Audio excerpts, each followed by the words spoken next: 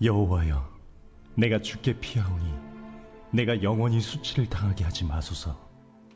주의 의로 나를 건지시며 나를 풀어주시며 주의 귀를 내게 기울이사 나를 구원하소서. 주는 내가 항상 피하여 숨을 바위가 되소서. 주께서 나를 구원하라 명령하셨으니 이는 주께서 나의 반석이시요 나의 요새이심이니이다. 나의 하나님이여, 나를 악인의 손 곧 불의한 자와 흉악한 자의 장중에서 피하게 하소서. 주 여호와여, 주는 나의 소망이시요 내가 어릴 때부터 신뢰한 이시라. 내가 모태에서부터 주를 의지하였으며 나의 어머니의 배에서부터 주께서 나를 택하셨사오니 나는 항상 주를 찬송하리이다. 나는 무리에게 이상한 징조같이 되었사오나 주는 나의 견고한 피난처시오니 주를 찬송함과 주께 영광 돌림이 종일토록 내 입에 가득하리이다. 늙을 때에 나를 버리지 마시며 내 힘이 쇠약할 때에 나를 떠나지 마소서. 내 원수들이 내게 대하여 말하며 내 영혼을 엿보는 자들이 서로 꾀하여 이르기를 하나님이 그를 버리셨은즉 따라잡으라, 건질 자가 없다 하오니 하나님이여, 나를 멀리하지 마소서. 나의 하나님이여, 속히 나를 도우소서. 내 영혼을 대적하는 자들이 수치와 멸망을 당하게 하시며 나를 모해하려 하는 자들에게는 욕과 수욕이 덮이게 하소서. 나는 항상 소망을 품고 주를 더욱더욱 찬송하리이다. 내가 측량할 수 없는 주의 공의와 구원을 내 입으로 종일 전하리이다. 내가 주 여호와의 능하신 행적을 가지고 오겠사오며 주의 공의만 전하겠나이다. 하나님이여, 나를 어려서부터 교훈하셨으므로 내가 지금까지 주의 기이한 일들을 전하였나이다. 하나님이여, 내가 늙어 백발이 될 때에도 나를 버리지 마시며 내가 주의 힘을 후대에 전하고 주의 능력을 장래의 모든 사람에게 전하기까지 나를 버리지 마소서. 하나님이여, 주의 의가 또한 지극히 높으시니이다. 하나님이여, 주께서 큰 일을 행하셨사오니 누가 주와 같으리이까? 우리에게 여러 가지 심한 고난을 보이신 주께서 우리를 다시 살리시며 땅 깊은 곳에서 다시 이끌어 올리시리이다. 나를 더욱 창대하게 하시고 돌이키사 나를 위로하소서. 나의 하나님이여, 내가 또 비파로 주를 찬양하며 주의 성실을 찬양하리이다. 이스라엘의 거룩하신 주여, 내가 수금으로 주를 찬양하리이다. 내가 주를 찬양할 때에 나의 입술이 기뻐 외치며 주께서 속량하신 내 영혼이 즐거워하리이다. 나의 혀도 종일토록 주의 의를 작은 소리로 읊조리오리니 나를 모해하려 하던 자들이 수치와 무한을 당함이니이다. 아멘. 오늘 아침 우리에게 주시는 하나님의 말씀입니다. 오늘도 말씀을 사모하여 이 자리에 나오신 우리 사랑하는 성도님들과 또한 온라인으로 예배드리시는 성도님들에게 하나님의 놀라운 은혜와 평강이 또한 귀한 복이 가득하기를 간절히 소망합니다. 오늘은 내가 신뢰한 이시라 라는 제목으로 함께 말씀을 나누려고 합니다.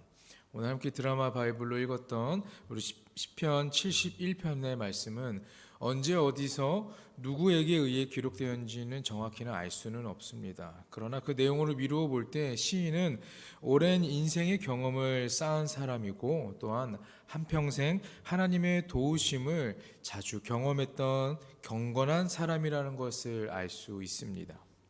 시편 71편 1절을 보면 여호와여 라고 부르짖으며 말씀을 시작합니다. 그렇기 때문에 이 시가 전형적인 탄식시로 여겨질 수도 있습니다. 그러나 히브리어 본문을 살펴보면 주께라는 단어가 가장 먼저 나오고 있습니다.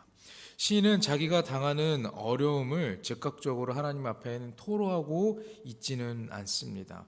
그래서 형식상으로 이 시가 탄식시라기보다는 신뢰시로 분류할 수 있습니다. 그런데 이 시의 내용을 보면 왜 시인이 탄식시 형태를 취하지 않았는지 의아할 정도로 탄식시의 형태를 가지고 있습니다. 도입 부분인 1절에서 4절을 살펴보면 시인은 마치 느긋하게 지금은 별 어려움은 없지만 혹시라도 나에게 어려움이 생긴다면 그때 구원해 주십시오라고 하나님께 요청하고 있는 것만 같습니다. 그러나 이후의 내용을 보면 시인은요, 원수에게 공격을 당하게 됩니다. 그는 늙고 쇠약해서 저항하기도 힘든 급박한 상황에 놓이게 됩니다. 그럼에도 불구하고 이 시의 도입부에는 전혀 그런 급박한 외침이나 또는 자신이 당하는 그런 고통에 대한 호소가 담겨 있지는 않습니다. 그저 하나님께 피하겠다고만 말하고 있습니다. 그 하나님께 피하겠다고가 1절, 3절, 4절에 이렇게 기록하고 있습니다. 오랜 기간 하나님을 섬겨왔던 이 시인은요, 눈앞에 닥친 어려움에도 경고망동하지 않고 아주 평온한 마음으로 그런 상태로 어찌 보면 좀 느긋한 태도로 기도하고 있는 것입니다. 우리도 평생 하나님을 잘 섬기고 또한 우리의 신앙의 연륜을 쌓아감으로써 이런 영적인 깊이에 도달할 수 있게 되기를 간절히 소망합니다. 5절에서 8절에 시인은요, 자신의 약함에도 불구하고 하나님께 피할 때 안전함을 아주 확신하고 있습니다.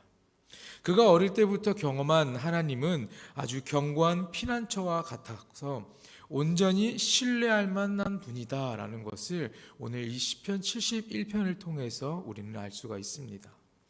사실 시인이 걸어온 인생은 쉽지만은 않았겠지만 시인도 자기가 무리에게 이상한 징조 같았다라고 7절에 기록하고 있습니다. 이는 주위 사람들이 봤을 때 그를 기뻐하지 않았다라는 것입니다. 그렇게 이 시인을 두고서 참 좋은 이미지를 갖지 않고 이 사람에 대해서 좋은 평가는 없었을 수도 있었을 것입니다.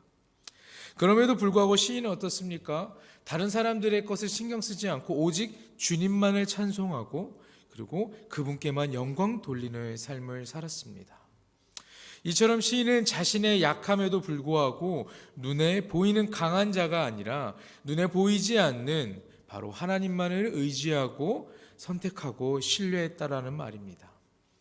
사람들이 그를 이상하게 여기고 따돌리는 상황에서도 그는 두려워하지 않고 슬퍼하지 않았습니다.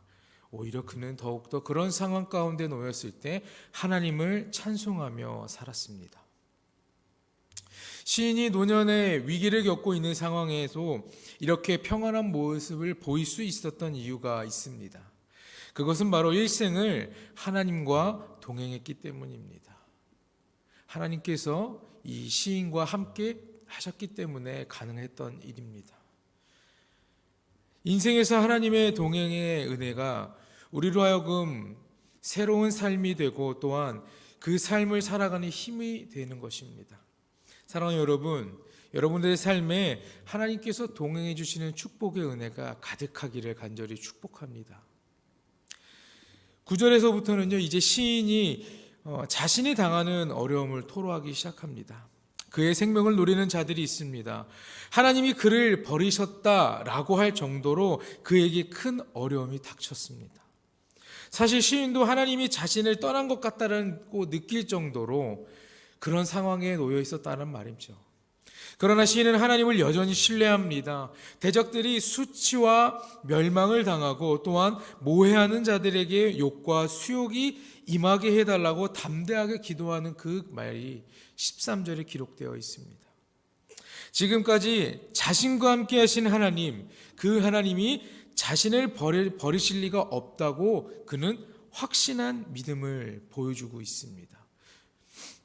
우리가 하루하루를 하나님을 섬기는 삶을 통해 이런 확고한 신앙을 가져야 되는 것입니다.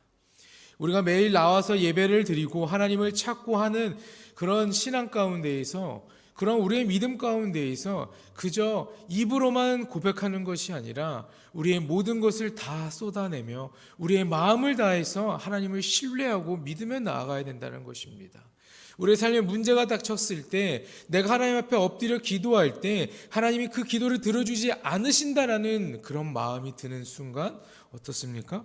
하나님께서는 우리와 함께하지 않는 것입니다. 그럼 우리는 어떻습니까? 하나님이 우리와 함께 하시고 계시는데도 불구하고 우리는 그것을 제대로 느끼지 못하고 하나님께서 말씀하시고 우리 옆에서 우리와 함께 해주시는 것을 우리는 전혀 피부로 느끼지 못하는 삶을 살아가게 된다는 말입니다. 우리 사랑하는 성도님들은 하나님을 섬기고 살아가는 삶을 통해서 언제나 늘 확고한 삶, 하나님이 나와 함께 하신다는 것을 여러분들이 늘 고백하며 살아가시기를 주님의 이름으로 간절히 축원합니다. 전반 보였던 1절에서 13절에 자신이 당하고 있는 고통을 탄식이 아니라 오히려 하나님을 향한 신뢰의 표현을 통해 극복한 시인은요, 4절에서 24절 이 후반부에 하나님을 찬양함으로써 자기 앞에 있는 어려움을 떨쳐내게 됩니다. 특히 시인은 하나님을 개인의 하나님이라고만 고백할 뿐만 아니라 이스라엘 공동체를 위하시는 하나님으로 받아들이며 찬양하고 영광 돌립니다. 시인은 고통과 위협 가운데 있음에도 불구하고 항상 소망을 품은 자였습니다. 늘 주님을 찬송하겠다고 선언합니다. 14절에 보면 나는 항상 소망을 품고 주를 더욱 찬송하리이다 이렇게 고백하고 있어요. 14절에 방금 말씀드렸던 것처럼 소망을 품다에 해당하는 히브리어 야할은 긍정적인 예견을 표할 때 사용되는 단어입니다. 시인은 측량할 수 없는 공의와 구원을 종일 전하겠다라는 말로 주님의 공의와 구원이 반드시 이루어지는 것에 대한 확신을 그는 표현하고 있습니다. 그러고 나서 마치 예물을 성전에 바치듯이 여호와의 능하신 행적을 가지고 오겠다라고 고백하고 있습니다. 이는 우리로 하여금 헌금을 드릴 때 내가 소유한 모든 것이 나에게서 온 것이 아니라 하나님이 주신 것임을 고백하며 또한 그 일부를 예물로 드리는 것과 마찬가지다라는 것을 이야기합니다. 하나님이 자신에게 보이신 그 능하신 행적을 고백하며 그것을 제물로 바치겠다고 다짐하고 있습니다. 17절과 18절에 보면 시인은 다시 한번 본인이 어려서부터 함께 하셨던 나와 함께 하셨던 하나님을 추억합니다. 하나님을 추억함으로써 믿음을 확고히 하고 늙어 백발이 될 때까지 이 사명을 다할 것을 소원하면서 하나님의 함께 하심을 다시 한번 강구하고 있습니다. 시인은 눈앞에 펼쳐지고 있는 현실에 얽매이지 않습니다. 오히려 어려서부터 직접 본인이 경험했던 하나님의 신실하심을 철저히 신뢰하고 믿고 나아갔습니다. 우리도 공의와 구원의 하나님이 우리의 일생을 큰 능력으로 인도하신다는 것을 인정할 수 있어야 합니다. 그러면서 우리는 흔들리지 않는 믿음을 가지고 주의 사람으로 하나님을 전해야 할 것이죠.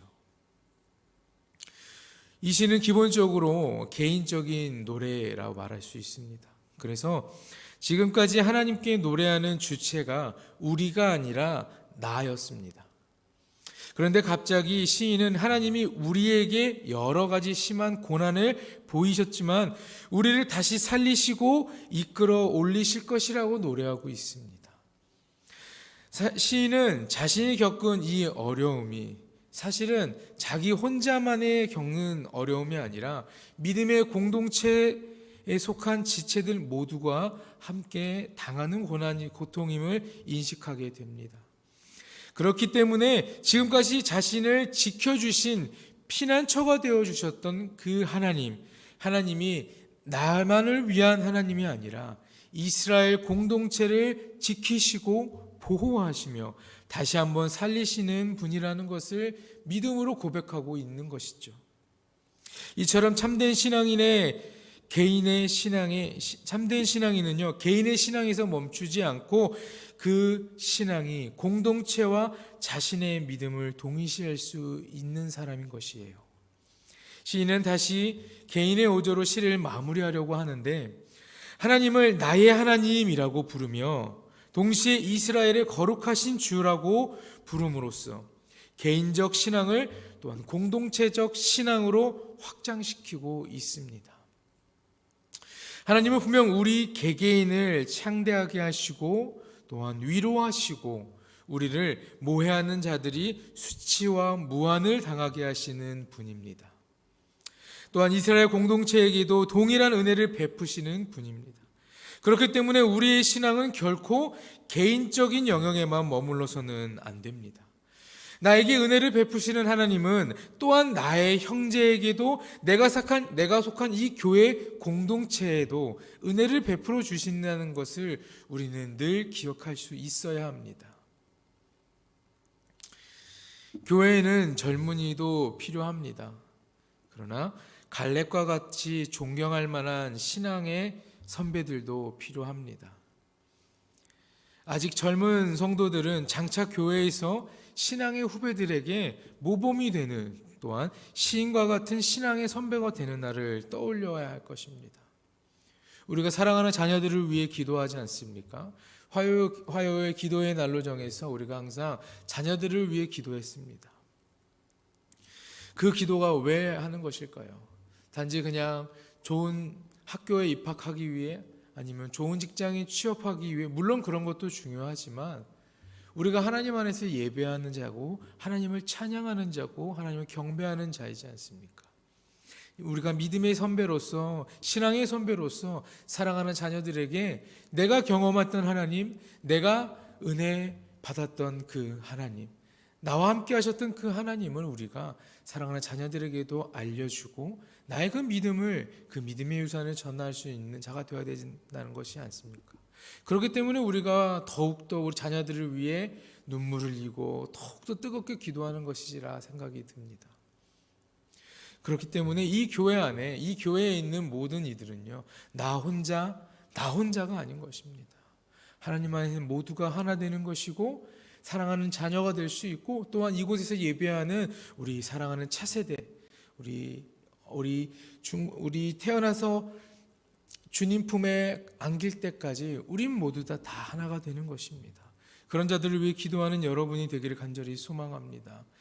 먼저 믿은 그 믿음과 그 신앙이 자랑거리가 아닙니다. 내가 잘난 것이 아니고 하나님을 높이는 신앙을 여러분들이 가르칠 수 있어야 합니다. 오랜 세월 신앙생활을 하신 여러분들이 이 시인과 같은 흔들리지 않는 신앙을 통해서 교회는 든든히 세워져 가는 것입니다. 우리는 시편 71편을 통해 극심한 고통에도 불구하고 하나님을 신뢰하고 찬양함으로써 내가 겪고 있는 이 환난과 고통을 노년의 신앙인이 이겨내고 있다는 것을 우린 배웠습니다. 그가 이렇게 담담하게 고난을 극복할 수 있었던 것은 무엇입니까? 지금까지 지내온 것이 바로 주의 크신 은혜임을 고백하기 때문입니다. 사랑하는 여러분, 오늘 하루를 살아가실 때, 또한 올 한 해를 살아가실 때 우리의 삶을 지켜주실 주님을 다시 한번 깊이 묵상하시고, 또한 주님에 대한 믿음으로 현재와 미래의 모든 고통을 넉넉히 이겨내는 여러분 모두가 되기를 간절히 소망합니다.